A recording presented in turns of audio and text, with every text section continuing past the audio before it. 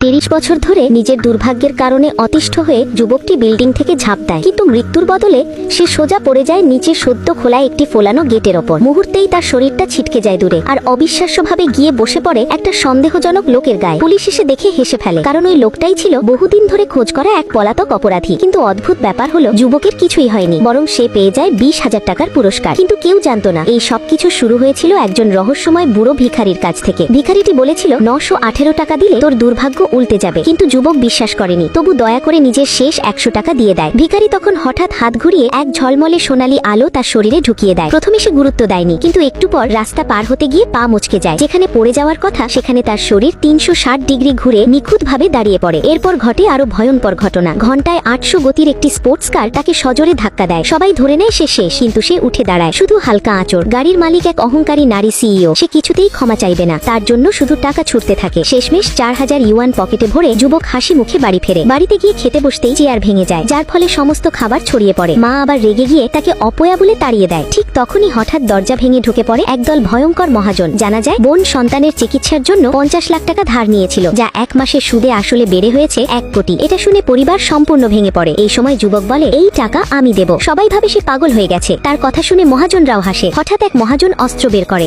যুবক ভয়ে পিছিয়ে যায়। ঠিক তখনই পা পড়ে খালি বোতলে। সে পড়ে যাওয়ার সঙ্গে সঙ্গেই ঝাড়বাতি ভেঙে পড়ে, দেয়াল ফেটে যায়, আর ঠিক তখনই ছাদের ভেতর থেকে খুলে যায় এক গোপন লুকানো দরজা, যেখান থেকে একের পর এক সোনার বার পড়তে থাকে।